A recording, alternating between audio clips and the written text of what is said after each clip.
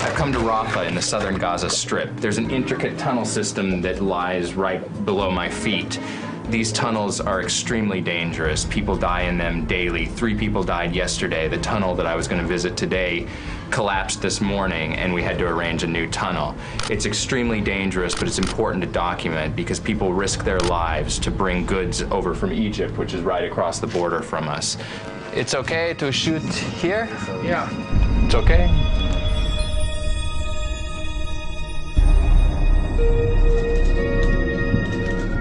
Taken to a small building that looks like pretty much any building in the area, and upon entering there's a square hole in the floor and it drops down a good 100 feet. As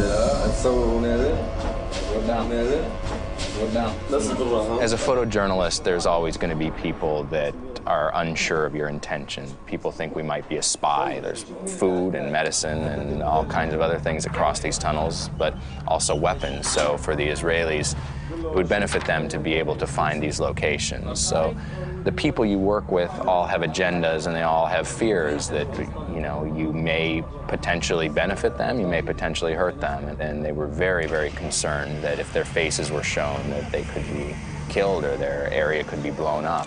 It can be very dangerous because if people think that you're actually working for the other side in a conflict, it puts you in really great danger.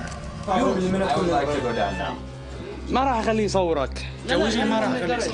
At first they said, no, absolutely not, because it's just impossible. And after a few minutes of explaining my reasons for being there, they said, okay, we'll let you, take a picture of the top of the tunnel and just down. And I said, I want to go in and crawl through a little bit. And they said, we'll let you go. Shoot this person. Okay.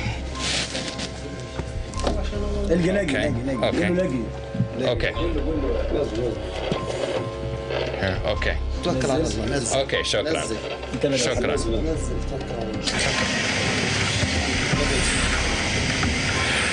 You actually feel the oxygen kind of going out of your lungs as you go into the earth, and you're basically just kind of dropping into black. And when you hit the bottom, you're also trying to keep an eye on what's going on around you. Is this tunnel about to collapse? If it is going to collapse, is there anything I can do, or do you just hold your breath and wait for it to happen?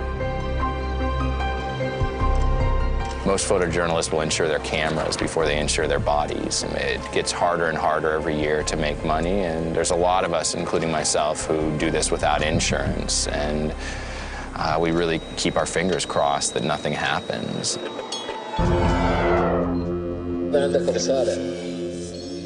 It's extremely hard to think about risking your life for something that might not have a meaning or might not help people, but once you're on the ground, I don't think worrying does any good. It's more important to concentrate on your safety. You have to be aware of your surroundings. You have to constantly know what's going on. And there's a million things that occupy your mind when you're actually in the situation. And oftentimes, once you've left the situation, it hits you later. They went part of the wall. 1 minute. Later, you realize that it was actually dangerous and it was scary, and that can be unsettling.